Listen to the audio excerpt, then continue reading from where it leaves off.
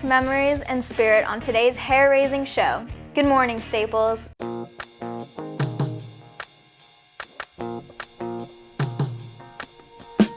Woke up cold one Tuesday. I'm looking tired and feeling quite sick. I felt like there was something missing in my day-to-day life. Good morning, Staples. It's Wednesday, October 7th, and I'm Miley Fitzpatrick from the Period 8 TV production class. And this is our class's first attempt this semester to produce a show with just our class. And we'll bring it to you right after the pledge. I pledge allegiance to the flag of the United States of America and to the republic for which it stands, one nation, under God, indivisible, with liberty and justice for all.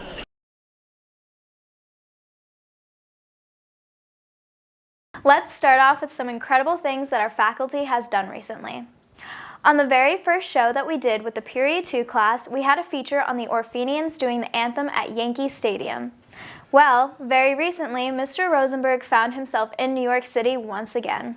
If you know Staples and you know the arts department, you have to know Mr. Rosenberg. Last week, Mr. Rosenberg was featured in a choir on the Stephen Colbert Show. Ladies and gentlemen, now I'm happy to introduce one of the only groups bringing young Christians, Jews, and Muslims in the Holy Land together in song, the YMCA Jerusalem Youth Chorus with the choir of St. Jean-Baptiste from right here in New York.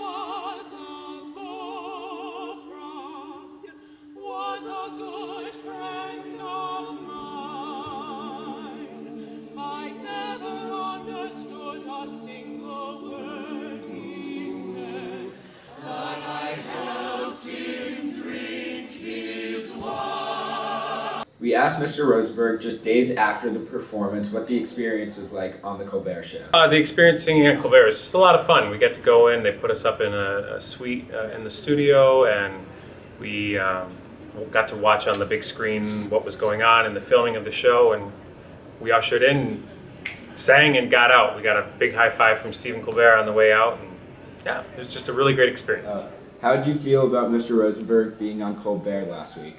It was really cool. Getting to see like somebody that I know on television, especially that it was Ro, was really cool, and it was cool that it was the Pope episode because Ro sings in a bunch of church choirs, so it was cool that it just all came together. Did you know before the show aired that he was going to be on it? Yeah, he told us the day of or the day before, something like that. I'd like to congratulate Mr. Rosenberg on the performance last week. It was a great job. How exciting! Congratulations, Mr. Rosenberg. At the beginning of school last year, there were a lot of people who were amazed at how long Mr. Gaetano's hair had gotten. And when this year started, people were again astonished at the length of his hair. But this year, there's a backstory to his haircut.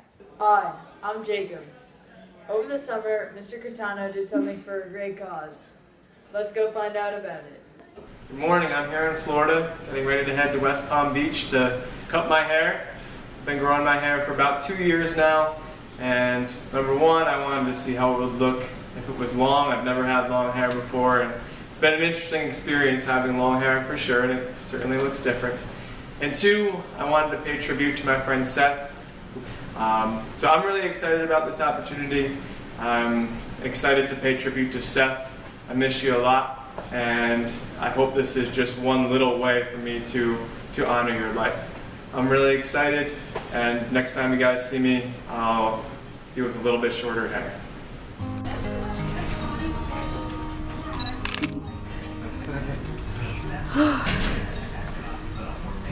Need like a chainsaw back there. Yeah.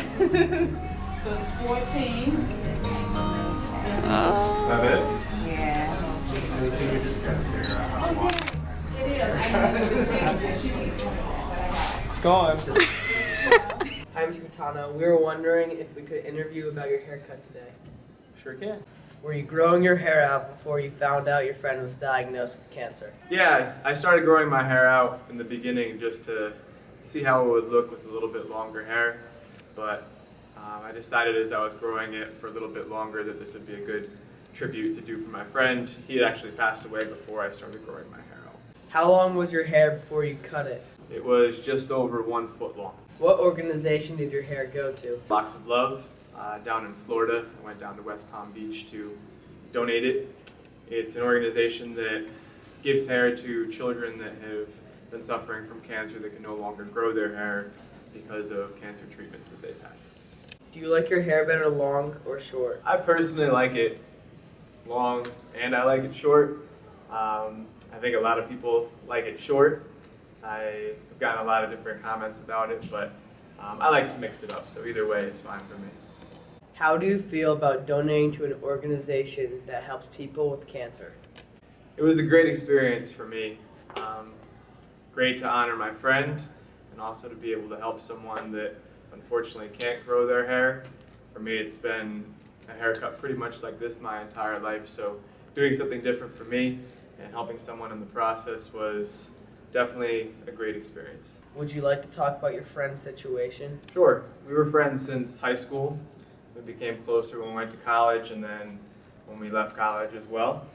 And he had acute myeloid leukemia, AML, and it didn't last all that long. It was pretty quick. He got a few different rounds of chemotherapy and unfortunately passed away rather quickly after finding out that he had cancer. Thank you so much for coming out. Now back to you in the studio. That's a wonderful act of kindness for your friend, Mr. Gaetano. Great job. Now let's turn from our faculty to our seniors.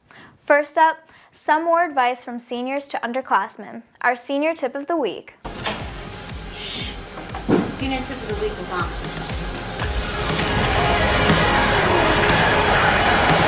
December 1st, 2808. Doomsday.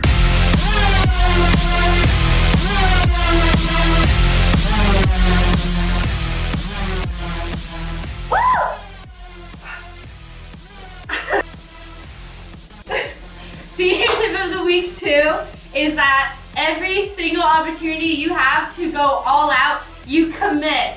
Because going all out on projects or Spirit Week or when your team has a game, you just do it because it's super fun and it's a great way to just get along and be a part of the community.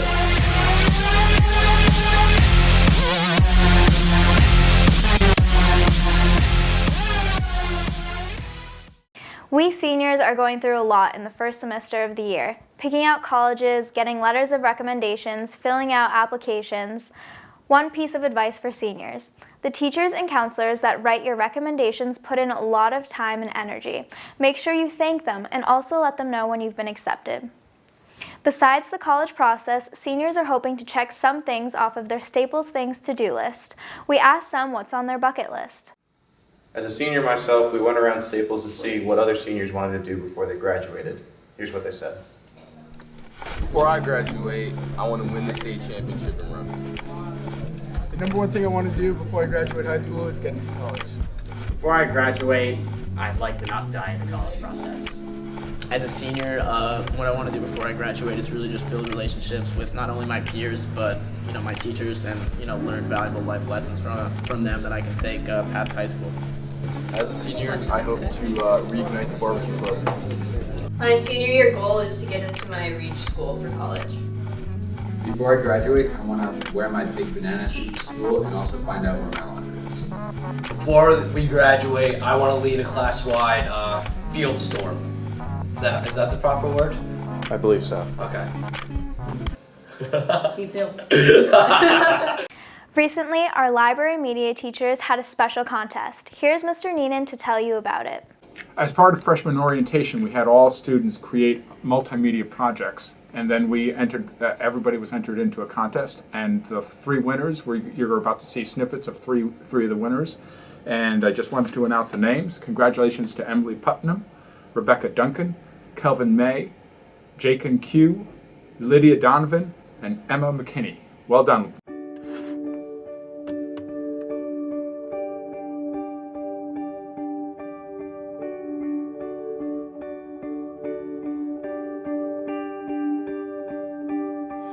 It's a dark road and a dark way that leads to my house, and the word says you're never gonna find me there. Oh no, I've got an open door. It didn't get there by itself.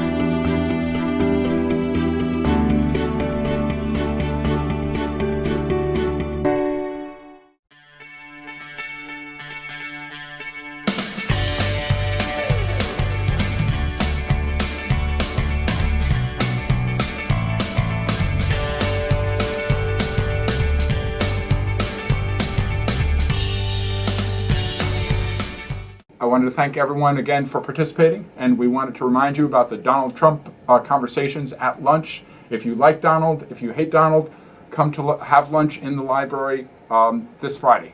Congratulations on the video projects, and thanks, Mr. Neenan. At Good Morning Staples, we don't shy away from the tough questions. Here's Mike with a question that left many students speechless. Today we went around Staples asking an obscure question. Who would win in a fight, a grizzly bear or a polar bear? Here's what we got. Ooh. The grizzly bear would win. Polar. Polar bear, definitely. Grizzly bear. A polar bear. Why? So just they're more aggressive. They're meaner.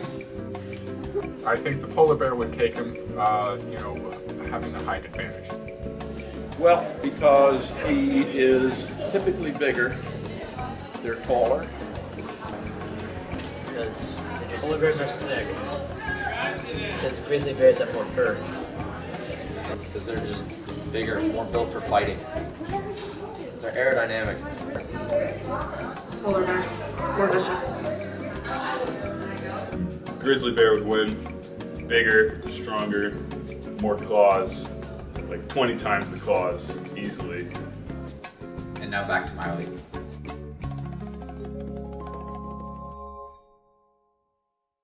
There are many students at Staples that are at the cutting edge of the music scene. Tyler and Caleb decided to, perhaps, introduce the school to some cool bands you may not be aware of. Here's the first segment. Hello Staples, this is Tyler with a new segment named Artist of the Week. In this segment, we will be bringing you new artists that you probably haven't heard of. The artist we would like to bring you this week is a band named Bring Me the Horizon. You left me alone and broke every promise you ever made. I was an ocean, lost in the open. Nothing could take the pain away.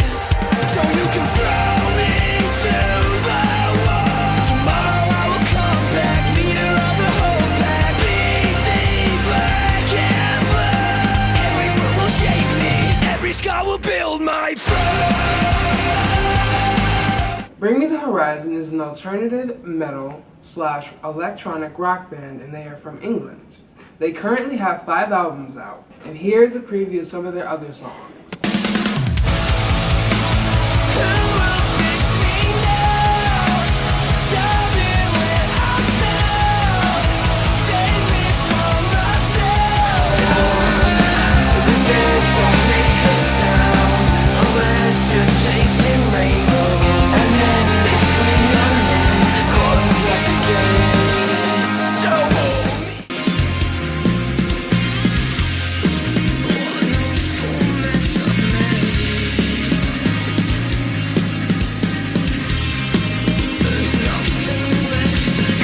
And that's all for this week's Staples on Artist of the Week. And now we're going to bring it back to the host. Now let's move on to sports. Now here's an update on how the sports teams are doing. Girls field hockey is off to its best start in recent years at 10th in the state with only 2 losses. After tying New Canaan, there is a new sense of determination and team inner belief. The team has 2 games this week at Ginny Parker, Richfield today at 4, and Friday, Darien at 4. The team needs your support for both games with big FCIAC and SEAC implications. Boys soccer is undefeated since suffering its only loss opening day against Trumbull. The team is 6th in the state after beating Ludlow Friday 3-0, with emerging stars like Josh Berman and senior leadership leading the way on both sides of the field. The team has a home game on Thursday at 4 o'clock against a Darien team that knocked them out of the playoffs last year. The defending FCIAC co-champion girls soccer team is 7th in the state and has no home games this week. Girls volleyball is coming in 16th in the state after beating a previously undefeated Greenwich team, coming back from a 2-0 game deficit.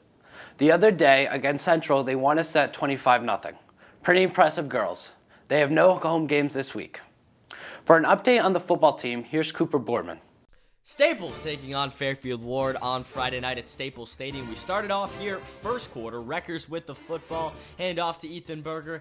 The second play from scrimmage. And number 25 takes it in for 6. Wreckers out to a 7-0 lead early.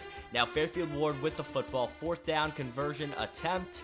No good. It's knocked away by Ben Thal and the Wreckers with the football. They get it out to midfield. Andrew Speed on the keeper here, off the option, weaving in and out of traffic, and he takes it down. He's pushed out of bounds inside the 20-yard line. That takes us down to the end of the first quarter. Now to the second, and the Wreckers inside the 5-yard line. Hand off Ethan Berger. He punches it in, his second touchdown of the day. Well, he's got 2. Let's make it 3. Berger breaks a couple tackles, does some damage from outside the 20-yard line this time. Take another look, cuts back to his right side after seeing the lane, breaks a couple tackles, and he is in for the score. Staples up 21-0, now up 28-0. With the ball is Fairfield Ward, finally gets on the scoreboard. It's Brian Azarian. He takes it in from 80 yards out, and following a 2-point conversion, it would be Staples 28, Fairfield Ward 8. Now ensuing kickoff, Sam Archiola back deep. He fields it, looks for a couple blocks. He'll find a seam, takes it down the near sideline. He's gone. Has one man to beat. He turns on the afterburners, and he takes it in for the score. Staples all over Fairfield Ward. Your final score, Wreckers 35, Mustangs 15. Thanks, Cooper. The football team is away at Brian McMahon at 7 in Norwalk. Well, that will do it for us today. Now back to Miley with the conclusion of our show. Thanks, Steve. That's it for us today. We hope you enjoyed our first solo effort. Our friends from the Period 2 class will be bringing you their first solo show tomorrow, and we'll be back next Wednesday. Good morning, Staples. Congratulations on the video projects, and thanks, Mr. Neenan. At Good Morning Staples. I actually kicked the camera. Can you do that? Oh my gosh. I know. Pay attention. I moved my worried about splotches on your shirt or whatever, and now you're kicking the camera. And you're dropping wires.